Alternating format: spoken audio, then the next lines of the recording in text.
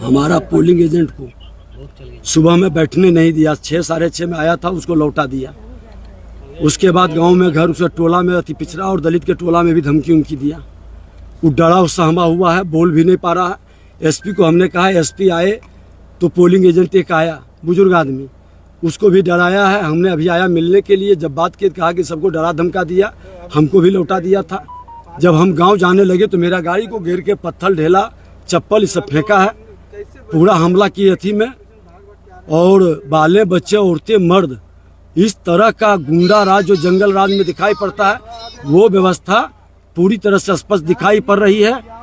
और लखीसराय में इस तरह की मानसिकता कतई स्वीकार नहीं है।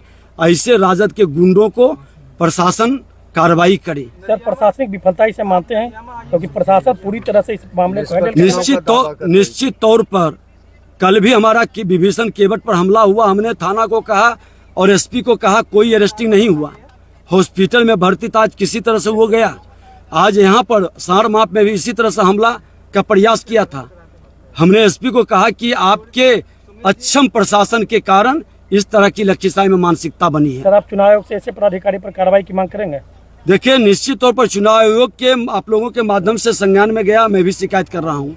क्योंकि सर, इतना घटना होने के बाद भी एसपी आए, लेकिन पर्याप्त मात्रा में गांव में। अरे, एसपी के सामने में गाली दे रहा है और एसपी सुन रहा है, और एसपी दावा कर रहे हैं कि स्थिति सामान्य है। इससे अक्षमता और क्या हो सकती है। धन्यवाद।